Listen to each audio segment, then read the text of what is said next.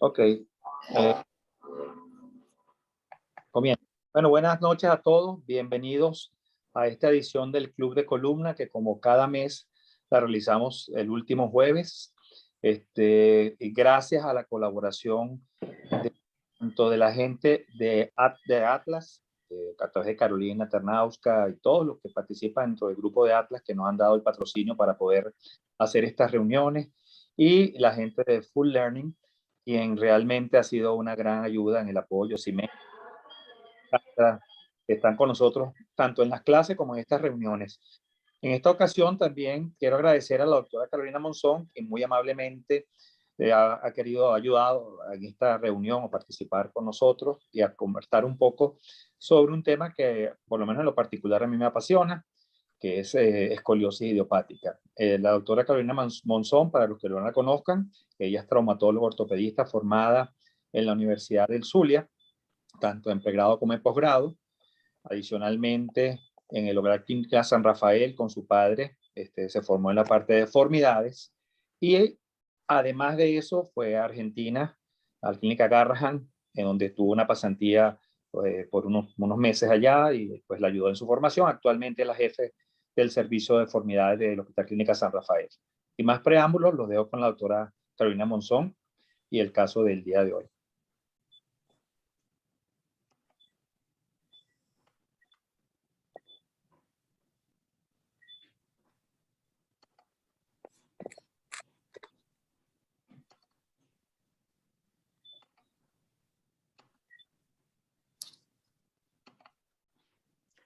Bueno, muy buenas noches. Agradezco la invitación que me realizó el doctor Federico Lizarraga, en nombre del Club de Columna de Valencia, a participar en estas estupendas reuniones que mensualmente se realizan y en la cual compartimos temas que pues, a todos nos encantan y nos nutren al pues, compartir casos interesantes con aciertos y desaciertos que de una u otra manera pues, van nutriendo nuestra formación.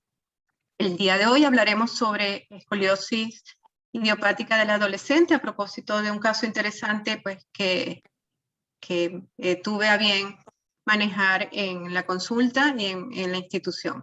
Recordando que la escoliosis es una deformidad tridimensional definida por la SRS como una curvatura lateral de la columna con rotación de las vértebras dentro de la misma y en la cual la curva debe ser mayor de 10 grados según el método de Cobb y debe estar asociada a rotación vertebral.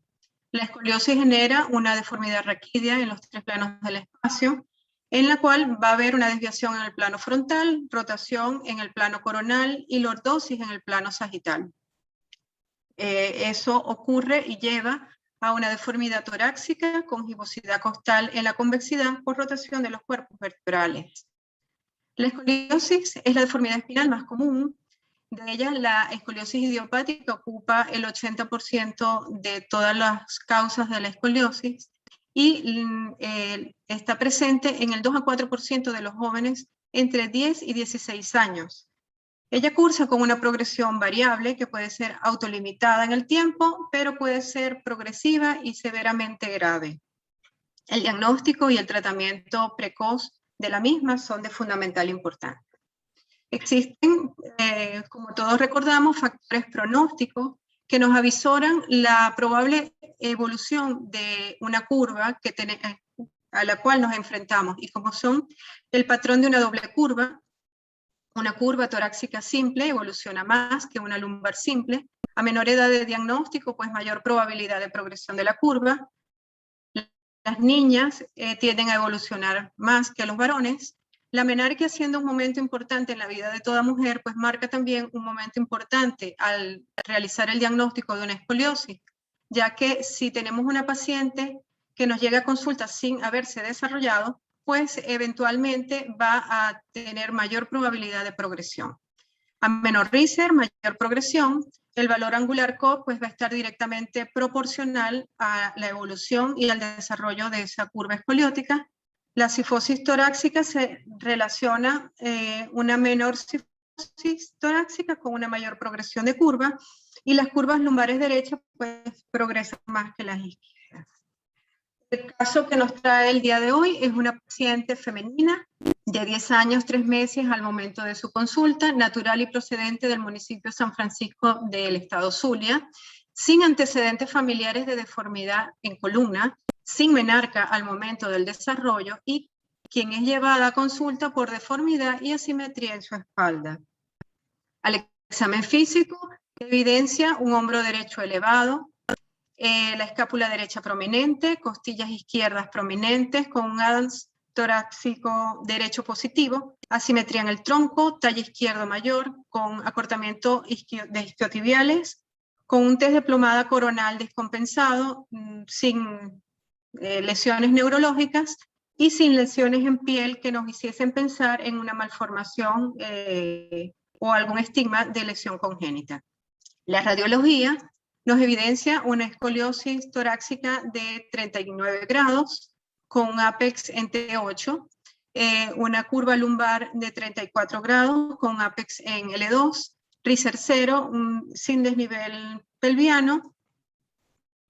La radiografía lateral, que lamentablemente no pude tener acceso a ella, nos demuestra una cifosis de 24 grados.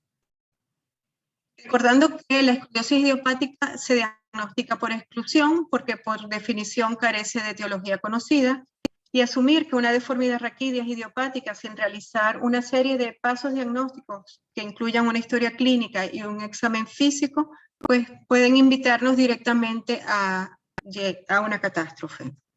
Entonces, planteamos el plan a seguir con esta paciente. Podemos someterlo a votación. ¿Qué le hacemos a la paciente? La observamos, iniciamos tratamiento, comenzamos a estudiarla y realizamos tomografía, resonancia, o utilizamos una mezcla de ambas situaciones. ¿Qué hacemos con la paciente? Si quieren, pues pueden votar y pues, se lo vamos a colocar. comunicarme. Alexandra, por favor, comparte tú la votación. Ya. ¿Están viendo la votación? Ok. A mí no me aparece. ¿A ustedes les está apareciendo? 16%.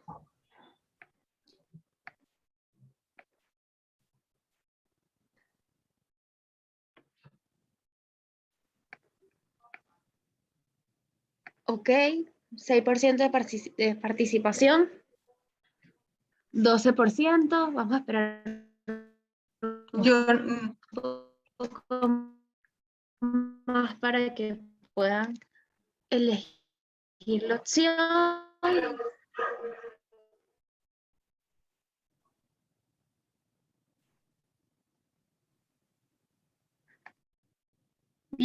¿18%? En la segunda pregunta, porque salían dos preguntas, pero la segunda decía, no salía el enunciado de la pregunta, por lo menos yo no lo leí. La segunda no hay segunda pregunta, es una sola. Una sola. Okay, porque te salió una Esta creo que se fue por error. ok, chévere. 35%, vamos a esperar un poquito más. 47%.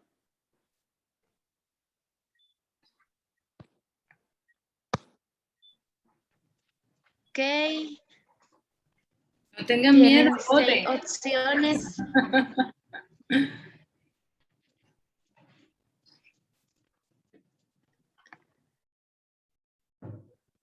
Ya vamos a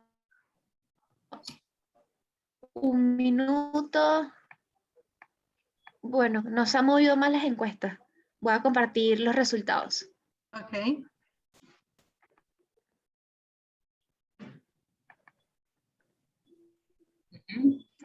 Ok, perfecto. Iniciamos tratamiento y 1 más 4, observación y tomografía. Ok. Bueno, esto fue lo que hice.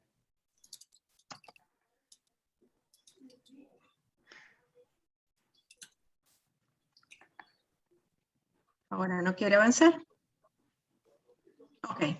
inicio tratamiento. ¿Okay? Y al iniciar tratamiento me planteo qué le hago, ¿correcto? Aquí también podemos votar si iniciamos tratamiento con corsé, con fisioterapia, hacemos seguimiento estricto o iniciamos algún tratamiento quirúrgico dinámico, por ejemplo, por vía anterior utilizando téter o por vía posterior haciendo ApiFix. Bueno, en nuestro estado no lo tenemos, en el país tampoco, creo.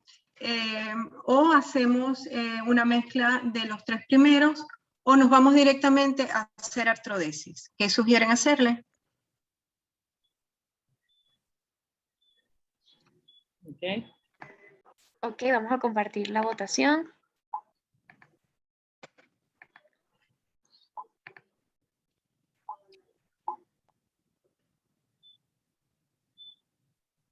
La siguiente. ¿Le sale la misma? Sí, salió la anterior. Salió la anterior. Ok, un momentico. Está como votación 2, Ale.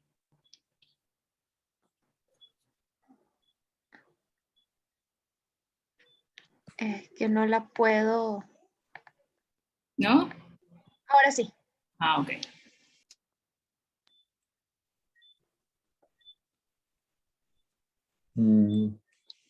A mí no me ha salido.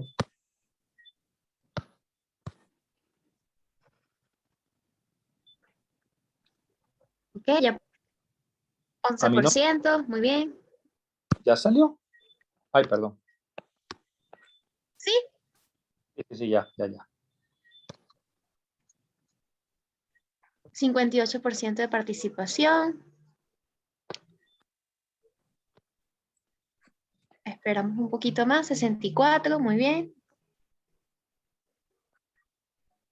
70%. Muy bien.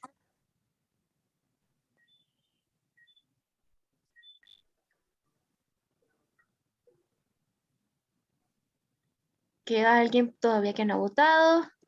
Ya tenemos un minuto. Como ha votado la mayoría de la sala, voy a compartir los resultados. Ok, de acuerdo, eso fue lo que hicimos. Iniciamos tratamiento con... Ya. Con corsé, fisioterapia y seguimiento estricto. El seguimiento estricto, normalmente una paciente que está en la fase premenárquica con una escoliosis por debajo de los grados que tiene esta paciente, la seguimos cada 6 meses, pero en el caso de esta paciente con 39 grados y con un RISER 0, pues el seguimiento debía hacerse más cercanamente. Cada 3 meses se indica fisioterapia para fortalecer su musculatura del tronco y alargar isquiotibiales, y le indico corsé. El corsé porque es una chica en adolescencia temprana, con un RISER por debajo de 3, estaba en 0 en este caso, con una curva por debajo de 45 grados, sin menarca, y con la idea de evitar la progresión, contener la curva. Estos son pues 2 modelos de órtesis que utilizamos en el servicio, elaborados por 2 técnicos diferentes, y pues se ven asimétricos porque son moldeados bajo tracción enyesada y haciéndole ciertas maniobras correctivas. ¿Ok? Y porque el uso de corsé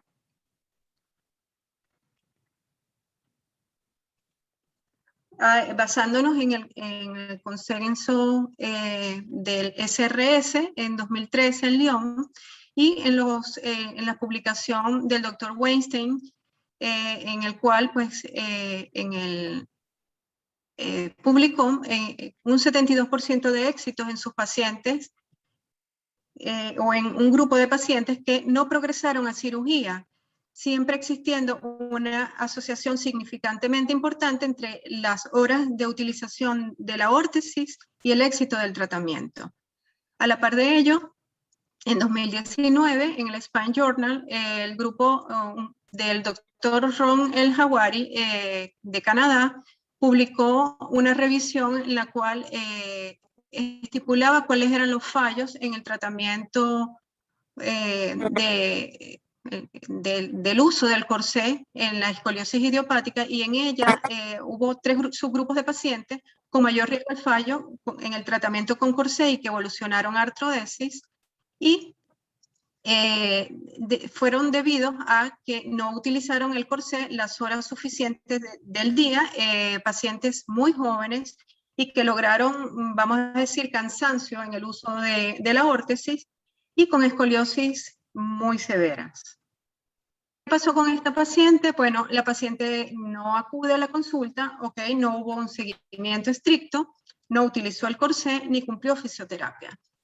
La paciente regresa al año de la primera consulta, ya con 11 años de edad, con menarca, que la obtuvo unos 3 meses después de esa primera consulta, con una escoliosis más acentuada, como era de esperar, con 88 grados torácicos y 50 grados lumbar, con un Riser ya en estadio 1, con una cifosis ya de 47 grados y una lordosis lumbar de 23 grados.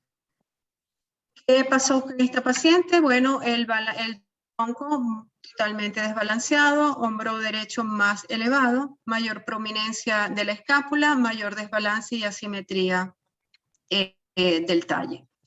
Entonces, de una vez se le indica tratamiento quirúrgico con miras a evitar la progresión y corregir esa deformidad, evitar posibilidades, casos, evidencia o presencia de dolor a largo plazo, evitar el compromiso cardiorrespiratorio y neurológico a futura, mejorar su calidad de vida y, por medio de la cirugía, mejorar el balance tridimensional de su columna y de su tronco.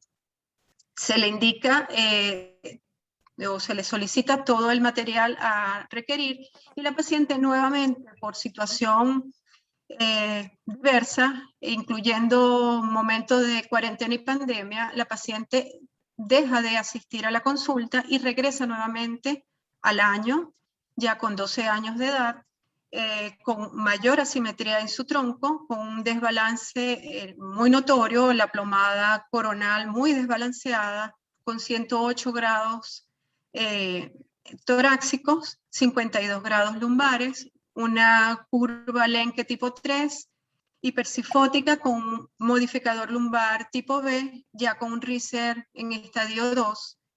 Y bueno, ¿qué hacemos con esta paciente?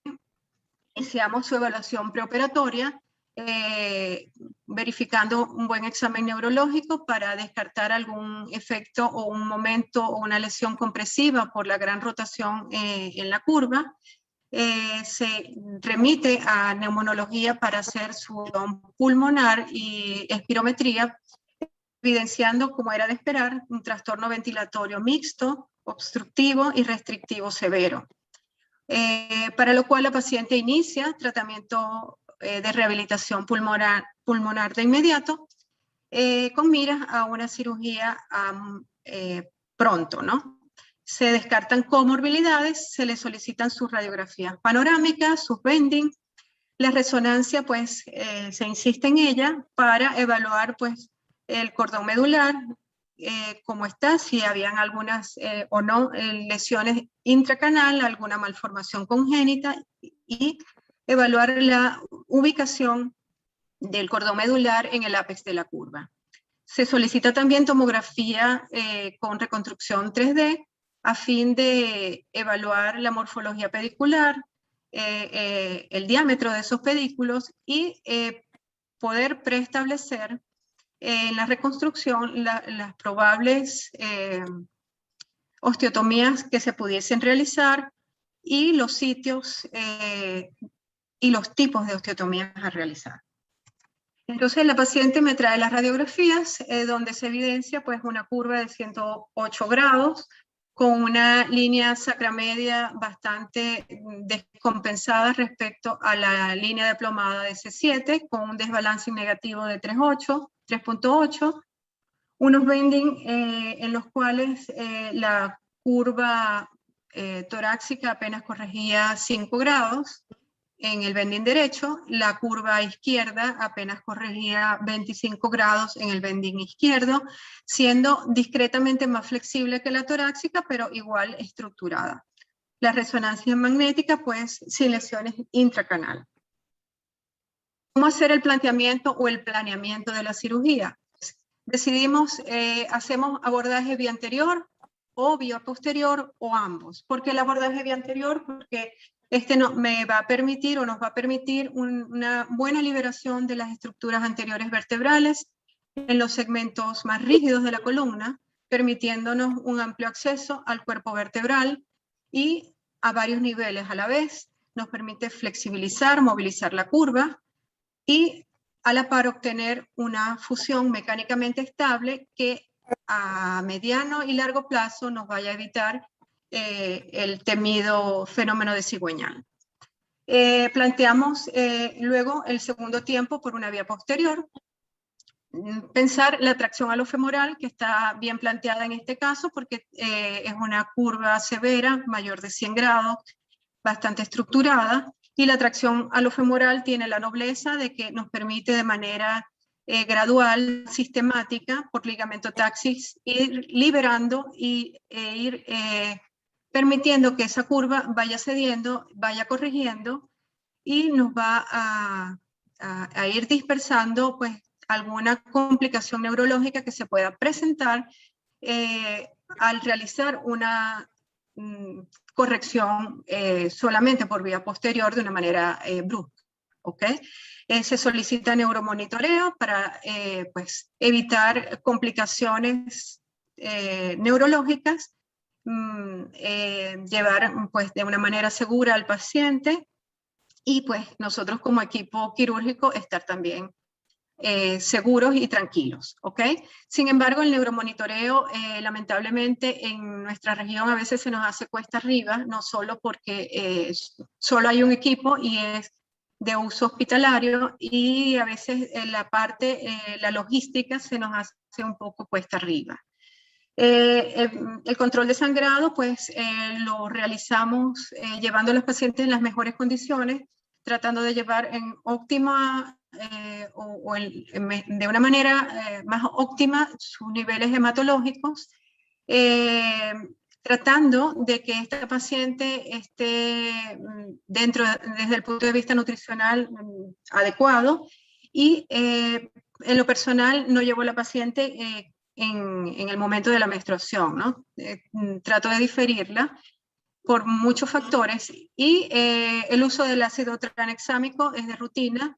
Se lo indico en bolo una dosis de 100 miligramos por kilo al inicio de la cirugía, y luego en cada solución de mantenimiento se indica. Y tratando de mantener a la paciente con una hipotensión controlada durante el procedimiento quirúrgico. De todo esto es importante tener un buen equipo quirúrgico conformado no solo por los cirujanos, ¿verdad? Que los ayudantes son cirujanos tan preparados como el dueño del paciente, ¿verdad? El responsable del paciente, sino tener un anestesiólogo óptimo que esté muy familiarizado con el procedimiento a realizar y que sepa qué medicamentos debe o no debe usar en el caso de utilizar el neuromonitoreo, y pues todo lo que generalmente nosotros requerimos durante el procedimiento. Aparte de eso, pues un excelente equipo de enfermería, unos buenos técnicos de instrumentación y, en fin, trabajar en un área, en una clínica o un hospital que nos brinde todo el apoyo necesario. ¿Qué niveles artrodesar? Pues nos guiamos por la clasificación del Encke, y tomando en cuenta, en este caso, la paciente, que es una Encke tipo 3, pues plantear la posibilidad y la necesidad de hacer la artrodesis de las dos curvas, en este caso la curva torácica y la curva lumbar. ¿Okay? Tomando en cuenta, pues, esto, solicitar la cantidad de implantes a requerir, qué tipo de anclajes vamos a hacer, dónde nos vamos a detener en la artrodesis, y particularmente suelo solicitar tornillos transpediculares que tengan la tulipa alta, tipo espondilolistesis, que sean poliaxiales, pues que nos permiten un mejor ubicación, una mejor inserción, nos facilita la inserción de la barra al momento pues, de fijar y luego hacer pues, las derrotaciones. Y también como tenerlo ahí en stock, pues el uso de ganchos en algunas ocasiones.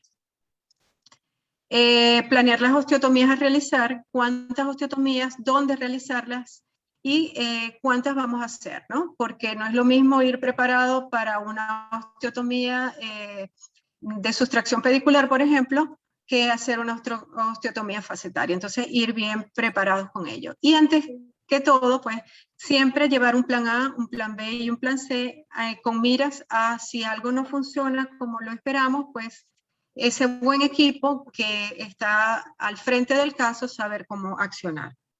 Entonces, ¿qué planteamos con esta paciente? Hacer una liberación y disectomía anterior por toracotomía posterior.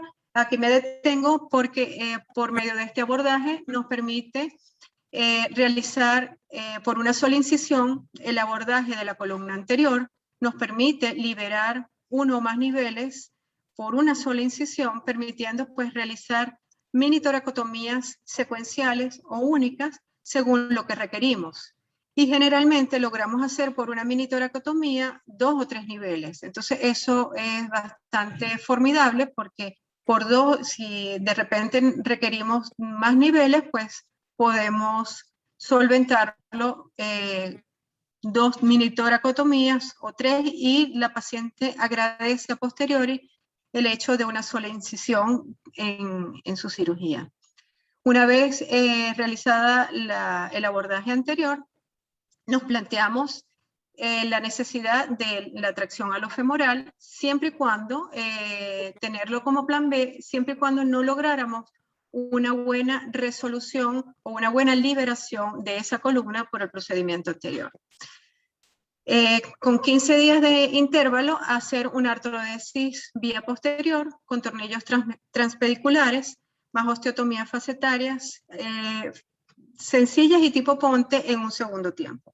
Entonces, ¿qué hicimos con la paciente? Bueno, hicimos una liberación y disectomía por vía anterior, por toracotomía posterior, auxiliados con nuestros cirujanos de abordaje, que son pues, el doctor Chaparro y la doctora Ramos, que son los cirujanos torácicos, que pues, también nos ayudan con el abordaje. Y logramos hacer las liberaciones hicimos 3 mini toracotomías, logramos hacer una amplia liberación por vía anterior. En cada mini toracotomía realizamos 2 discos, ¿verdad? Y logramos una amplia flexibilización de esa curva en esa niña. De tal modo que decidimos, como llevábamos estipulado, no colocar la tracción alofemoral, pues en aras de reducir la estancia hospitalaria de la paciente y disminuir pues un poco de las comorbilidades asociadas a una larga estancia.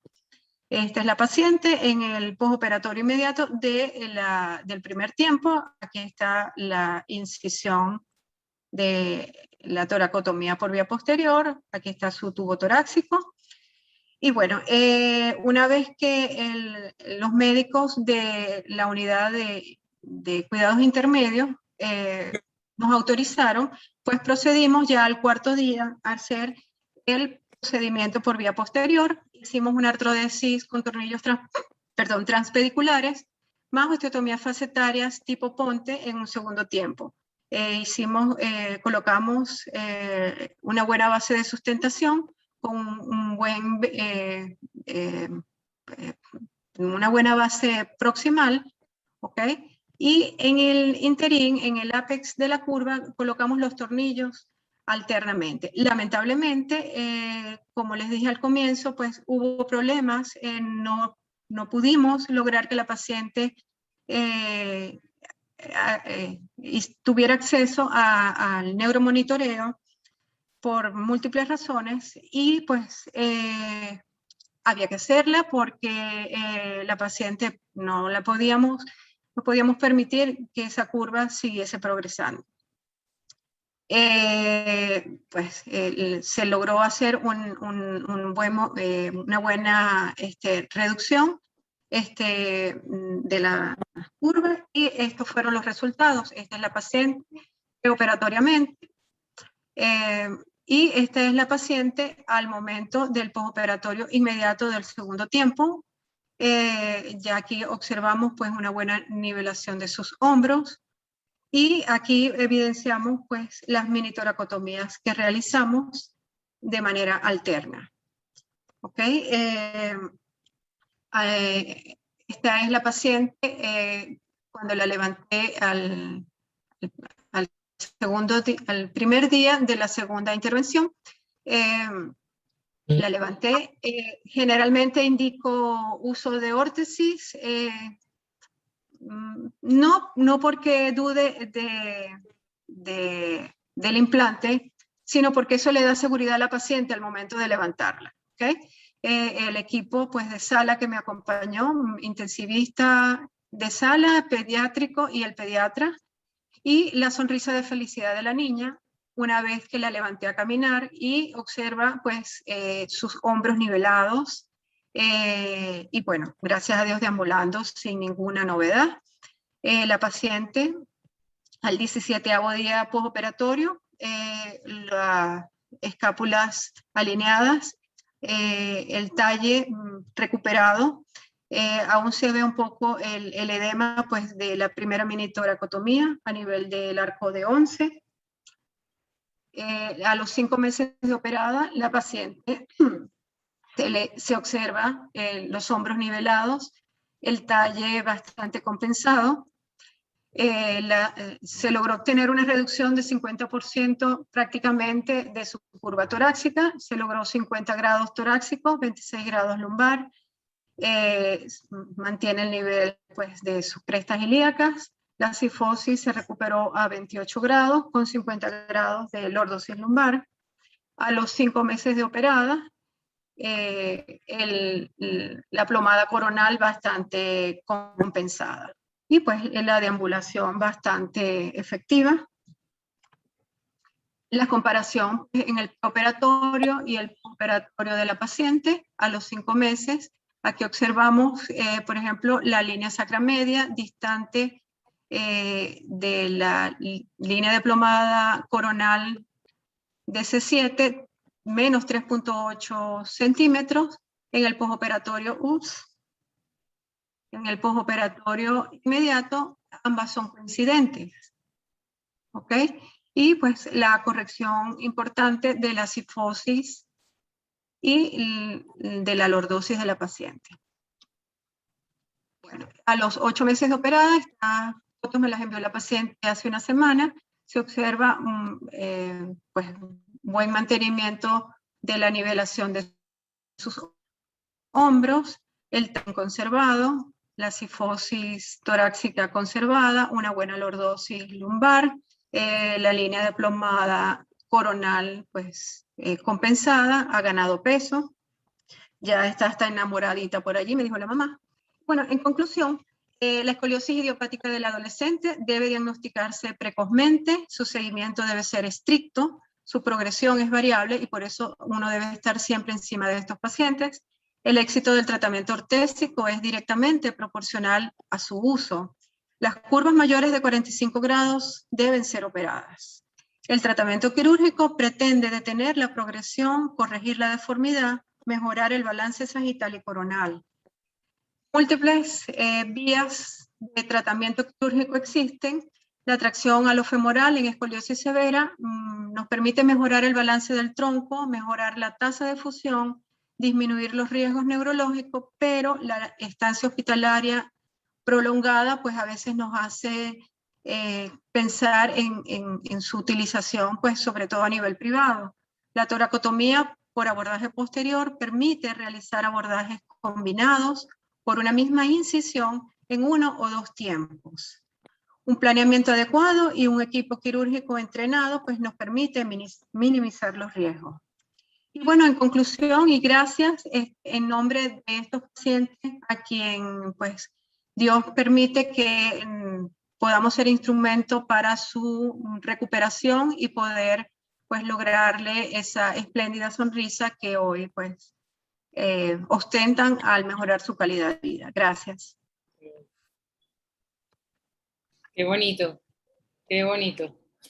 Bueno, para continuar, recuerden que pueden comenzar a hacer sus preguntas por el chat y antes vamos a pasar la publicidad de nuestro patrocinante, gracias a quien estamos aquí ahora teniendo este club de columna. Una caída de 5 metros de altura, una emergencia, un diagnóstico, múltiples lesiones en vértebras de transición, una junta médica. Especialistas se reúnen para darle una nueva esperanza al paciente.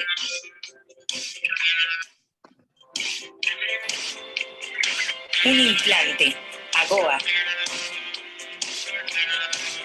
Los implantes distribuidos por Atlas a traumatólogos y neurocirujanos convierten a su paciente en un hombre superbiónico. Atlas, tu aliado estratégico.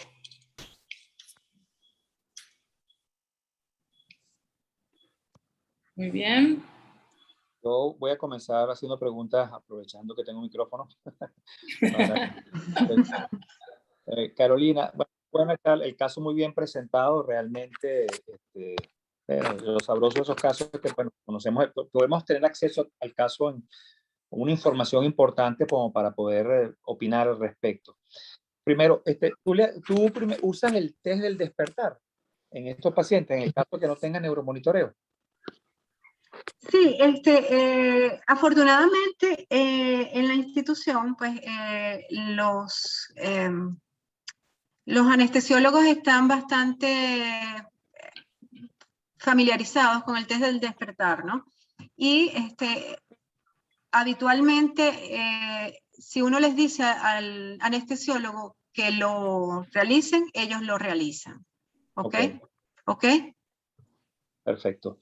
Otra cosa, yo usaba, y esto más como comentario, yo usaba ácido tranexámico a esas dosis, pero estaba leyendo un artículo que no hay diferencias estadísticas entre usar 100 miligramos por kilo para infusión y 10 por kilo por hora, que es lo que usa uno, sino usar la décima parte de eso, pues 10 por kilo y 1 por kilo por hora.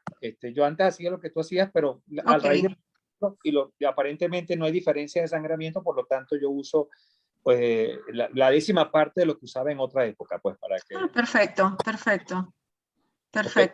Otra cosa que te iba a preguntar, que en nuestra experiencia en casos grandes como estos, en vez de hacer abordaje anterior, hacemos el abordaje posterior, pero colocamos distracción con el outrigger de Harrington, ponemos un tornillo arriba, un tornillo abajo y vamos haciendo distracción a medida que vamos haciendo el abordaje. O sea, abordamos la columna, ponemos los tornillos, vamos haciendo distracción al mismo tiempo que vamos haciendo las liberaciones, las osteotomías, y vamos gradualmente operando, y hemos obtenido muy buenas correcciones, porque como tú bien dices, yo que trabajo mucho en medio privado, es imposible, por razones de costo, hacer 2 tiempos, como en otras partes, ¿ves?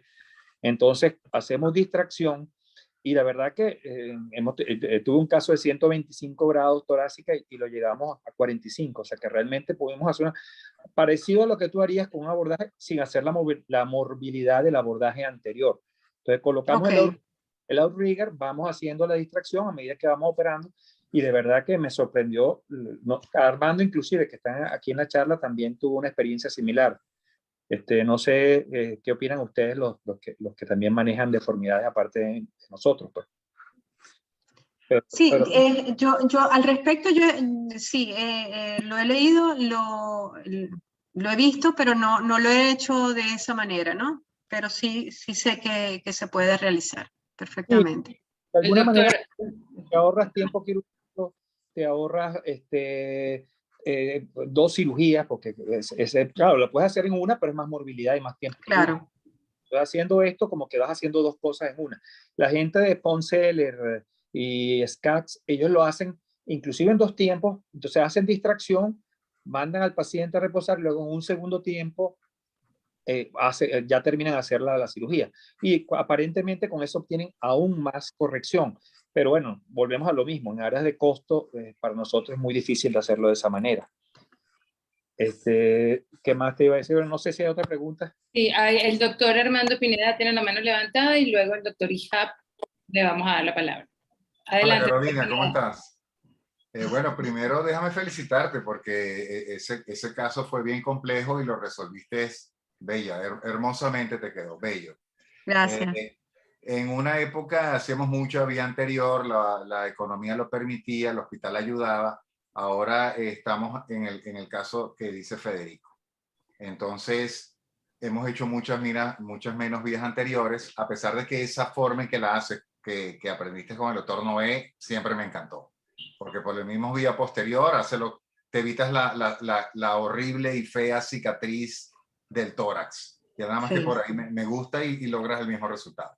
O sea que me parece súper válido ese abordaje. Pero bueno, es una cirugía más con costos extras, ¿no? Ahorita lo que estamos haciendo son dos cosas. Uno, si la economía permite tener el paciente hospitalizado al menos una semana, lo hacemos en tracción alofemoral, con aumentos progresivos y tratamos de que sea 1 o 2 semanas antes de la cirugía y después hacer un solo abordaje posterior. Correcto. Si ni siquiera podemos hacer eso, hacemos lo que dice Federico y hacemos una distracción temporal en el mismo momento de la cirugía, pero eso hay que hacerlo si no tiene neuromonitoreo. Si no tiene neuromonitoreo no me atrevería a hacer eso.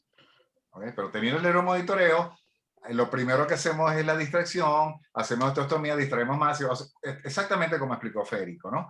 Y tratando de instrumentar todo para tener mayor puntos de anclaje. Y así hemos tenido buen resultado, pero yo me siento más cómodo si puedo tener al paciente 1 o 2 semanas bajo tracción a lo Perfecto, femoral. claro. Sí, pero bueno, ¿quién paga eso? La hospitalización, todas estas cosas, ¿no? Sí. O sea que la opción de Federico pareciera que resuelve o pretende resolver todo en un mismo tiempo si contamos con neuromonitoreo.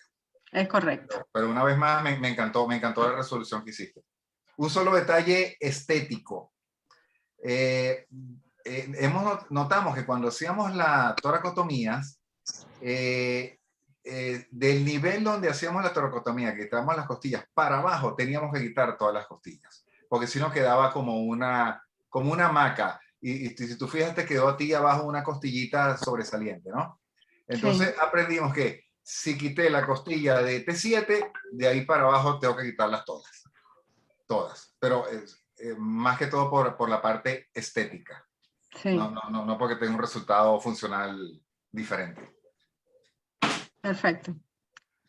Doctor Ihab, tiene la palabra. Hola, buenas noches. No sé si...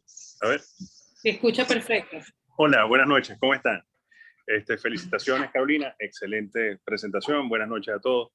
En relación al tiempo anterior, ¿no? En este caso en particular, sobre todo por el grupo etario al que pertenece el paciente, que es una niña de 12 años, en particular, me parece que es bastante importante porque puede disminuir de forma muy marcada la posibilidad de un crankshaft, un fenómeno del cigüeñal que se llegue a presentar en la paciente. Así que, aunque estoy completamente de acuerdo con la observación de Armando y Federico, en este caso en particular creo que el abordaje anterior fue bien importante por el futuro y la artrodesia apropiada de esta paciente. Del resto, totalmente de acuerdo con los comentarios y haríamos exactamente lo mismo en el grupo etario si tuviese un RISER mayor. Esta paciente hubiésemos hecho tal cual esta situación. Muchas gracias. Gracias por la ayuda. Doctor, el doctor Dávila está pidiendo la palabra. Un segundito. Ya, doctor. ¿No? ¿Todavía no? Ya va. ¿Sí? Ahora sí. Adelante. Ahora sí. Hola, Carolina. Hola. Feliz de verte. Está preciosa como siempre. Ay, gracias. Sí. Tu caso de verdad me hizo recordar uno no tan reciente que tuve, pero la misma evolución. Lo vi temprano, a una edad temprana, con una curva bastante pequeña, pero con riesgo de progresión por la edad. Se me perdió, le indiqué el corset y se me perdió. Cuando regresó tenía 144 grados. Estaba un poquito complicada la cosa. Tuve que hacer vía anterior también. Llevé alambre, tornillo, cuanta cosa tenía en la mesa lo llevé para la cirugía. sí, en esa oportunidad tuve que echar mano de los alambres, que tenía tiempo que no usaba alambrado sublaminar, pero es que la curva no me permitía otra cosa. Así como Armando se formó, yo me formé en la misma escuela que él y nosotros hacíamos vías anteriores con mucha frecuencia. Recuerdo que hacíamos 2 o 3 vías anteriores por mañana con el doctor Nassim Tatá, era algo de rutina. Y el paciente estaba 2 semanas bajo tracción alofemoral. Esa misma escuela la seguí yo por mucho tiempo, pero la he ido cambiando por las mismas cosas que he aprendido con Armando. He visto sus osteotomías y he visto que sus osteotomías posteriores dan muy buenos resultados y buenas correcciones. Sin embargo, siempre me queda uno que otro caso que he necesitado la vía anterior para flexibilizar un poco la curva.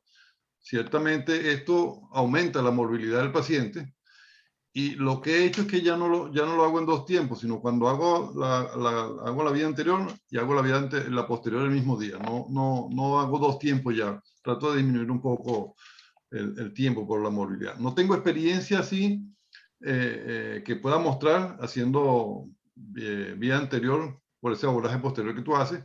Sigo haciendo el abordaje clásico, la toracotomía anterior, la hago yo, ni siquiera la hago con el cirujano de tórax porque no he logrado que ningún cirujano de tórax me ayude con lo que yo quiero. Entonces no logro que ellos me pongan la columna, sino me pongan el pulmón. Entonces he tenido yo que acostumbrarme a hacer mi propia toracotomía para flexibilizar la curva, pero la frecuencia con la que la hago ha sido mucho menor que con la que la hacía anteriormente. Me ha ayudado mucho la osteotomía. Claro, el advenimiento de implantes de 3ª y 4ª generación también nos ha ayudado muchísimo. Pero estoy feliz con ese caso tuyo, me encantó. La resolución y el seguimiento de tu caso es excelente. Te felicito de verdad. Gracias, gracias. Doctora, por aquí por el chat le dicen la doctora Marlene Vargas, excelente, doctora Monzón, la doctora Leria Acevedo, saludos, doctora Monzón, excelente trabajo, felicidades. Gracias. La doctora Deximar Urdaneta, excelente, saludos. El doctor Douglas Molina, excelente presentación y resolución del caso. Gracias, gracias, parte del equipo.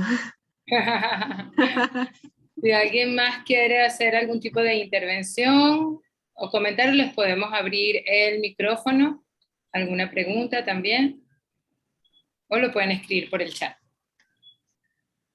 Una preguntita, ¿ustedes están de acuerdo que con el advenimiento de la instrumentación de 4ª generación, tornillos pediculares, tenemos todavía con tanta frecuencia el fenómeno de cigüeñal? Porque yo siento que con la utilización de tornillos transpediculares, básicamente eso, no que se eliminó, pero prácticamente se redujo mucho. No sé Sí. si... Bueno, cuando yo comencé, que no sé si fue cuando comenzó Armando, quizá un poquito después, no sé, pero cuando yo comencé mi formación, hacíamos vía anterior con 60 grados, ¿ok? Ya 60 grados era indicativo de vía anterior. Y de igual manera, en el hogar clínica, generalmente todos los viernes había una vía anterior para colocar bajo tracción alofemoral durante 15 días, ¿ok? Con el advenimiento, pues ya de los tornillos transpediculares, esos grados subieron a 90 primero y luego a 100 grados, ¿no? No, todavía sigo indicando por encima de 100 grados, sobre todo en este tipo de pacientes con un RISER 0, hacer vía anterior. No me he animado, no me he atrevido a esperar a ver qué pasa, ¿no? Pero, y la literatura, pues, sigue, la revisión que he hecho, sigue mencionando que por encima de 100 grados, pues, debería uno, pues, hacer vía anterior, ¿no? Para evitar el fenómeno de cigüeñal. No sé qué opina Armando o Ihab. Yo pienso que este fenómeno estamos más en peligro de que surja si el cartílago irradiado no está consolidado. Pero si ya tenemos un cartílago irradiado ya bien consolidado, la fijación posterior, eso sí, con todas las vértebras que uno puede instrumentar, es tan poderosa que previene mucho el crankshaft. Yo tengo mucho tiempo que no veo un crankshaft de verdad. Y es porque tratamos, en estos casos tan severos, tratamos de poner la mayor cantidad de tornillos que podamos y teniendo el paciente el cartílago irradiado ya consolidado. Yo pienso que más allá del implante, como causante del fenómeno cigüeñal, está la escogencia del momento apropiado de la cirugía. Lo que dice Armando, pues tener la certeza de que el cartílago tiroideado esté cerrado, eso creo que es un punto fundamental, mucho más allá que el problema de la escogencia del implante, ¿no? Y bueno, creo que hoy en día somos un poquito más atrevidos, ¿no? Antes éramos más prudentes en la edad del paciente. Creo que ahora estamos siendo más temprana la cirugía, pensando que igual el paciente va a progresar.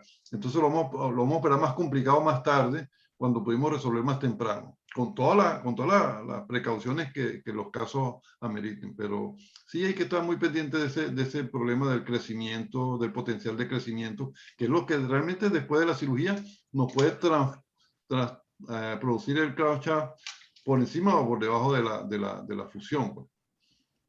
Ahora, Víctor, en cuanto a implantes, bueno, hay algunos daticos, ¿no? Uno lo dijo la doctora Carolina, y uno lo voy a agregar yo, pero una cosa básica para la facilidad son las tulipas extendidas. Claro. Después que comenzamos a usar las tulipas extendidas, ya no queremos usar más, claro. Porque es muy fácil la reducción con eso. Es lo que en otros sistemas más sofisticados, porque estamos hablando de Nacional, en otros sistemas más sofisticados logran con las torres que colocan. Pero nada más el hecho de colocar las torres en todos los tornillos ya para mí es un fastidio. Una vez resuelto esto con las tulipas extendidas, la otra cosa importante es tener barras de cromocobalto, porque las de titanio tienen mucha memoria. Para que una barra de titanio sea fuerte tiene que ser de 6 o 6.5 de diámetro, no de 5.5, mientras que una barra de 5.5 de cromo cobalto hace muy bien el trabajo. Entonces, para deformidades yo lo mínimo que acepto es una de cromo cobalto y una de titanio, como para abaratar costos, ¿no? Entonces, como que toda la fuerza la hago con la de cromo cobalto y después compenso con la de titanio. Pero lo ideal es que serían las dos de cromo cobalto. Claro, fíjate, Armando, esos datos son importantes, ¿no? Uno, tener tulipas extendidas para espondilolistesis, por ejemplo. Y la otra cosa que ha facilitado la cirugía es tener la posibilidad de tornillos poliaxiales. Pues. Son esos dos fenómenos, pero yo sigo teniendo temor a eso, ¿no? Aunque me da facilidad, siento que pierdo mucha corrección con los tornillos poliaxiales en la cirugía. O sea, el tornillo monoaxial, aunque es muy complejo colocarlo, hay que tener mucha precaución en la alineación correcta de lo mismo para poder colocar la barra. La corrección es mucho mayor y se pierde mucho menos en la cirugía, pero o sea, definitivamente tener tornillos poliaxiales con barra extendida, sobre todo en los extremos, es una bendición. Sí. Ahora, lo perderías corrección más que nada en la rotación. Con los tornillos. La rotación. Ahora, muchas veces la técnica que usan ellos, la de Newton, que es usar la barra de la convexidad, usarla menos doblada, pues para que empuje la convexidad, claro. Estar un poquitico esa técnica pues, de rotación sin tener. Sí. Ahora, fíjate una cosa, está muy de moda, porque que un tiempo para acá, en estos casos tan difíciles como que hizo Carolina, darle fuerza a todo esto con una tercera barra. Sí, claro. Se está usando mucho en las zonas toracolumbares o lumbosacras y cuando hay curvas muy grandes. Hemos estado haciendo eso. No te puedo decir preliminarmente si va a ser mejor o mejor, pero ciertamente yo salgo de la cirugía con más seguridad y menos ansias de estar colocando corsés operatorios que no lo hacemos, ¿no? Pero, por ejemplo, en el ápex de esa curva, tener unos 3 o 4 tornillos en el ápex y hacer algo de distracción y con una tercera barra es lo que veo que se está haciendo muy frecuentemente. Armando, ¿y el injerto? El injerto yo sigo usando, yo quito todas las espinosas y todas las facetas. Con eso usualmente me alcanza. ¿Ya no haces cresta ilíaca? Tengo años que no hago una cresta ilíaca, a menos que sea una revisión y ya no tengo espinosas que usar.